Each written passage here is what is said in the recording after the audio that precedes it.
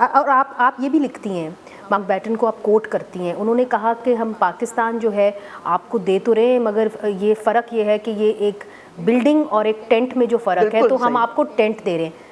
تو lord Mount beaten نے tent تو فولڈ ہو جاتے ہیں, جی بلڈنگ چلتی جی, تو انہوں نے یہ ایسا کیوں کہا تھا؟ کیونکہ وہ حق میں نہیں تھے. وہ تو چاہتے تھے کہ جناح کو انہوں نے جو نام دیے, میں تو ان کو پھر سے دہراؤں گی نہیں, مگر میری کتاب میں ہے, بہت ان کو کہا, ان کو پسند نہیں کرتے تھے جناح صاحب کو. وہ چاہتے تھے کہ کانگریس کے ساتھ ہمارا کوئی سمجھوتا ہو جائے, اور جناح صاحب ایک روڑا تھے ان کے, مطلب ایک ہرڈل تھے ان کے راستے میں.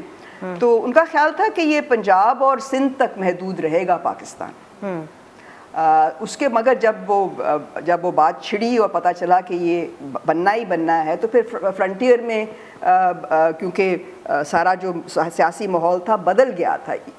مسلم لیگ جیتی تو نہیں تھی الیکشنز 45-46 کے, مگر ماحول بدل گیا تھا. تو اس لیے کس طریقے سے ماحول بدل گیا تھا؟ کیونکہ پٹھان ایک ہندو گورنمنٹ کے اندر نہیں آنا چاہتے تھے.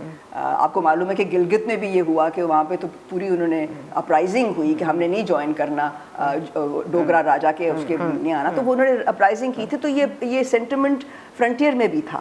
اور جب وہ ریفرینڈم ہوا جو بوائیکاٹ کیا گیا مگر کانگریس کی سائڈ سے, مگر پھر بھی مسلم لیگ جیتی تھی.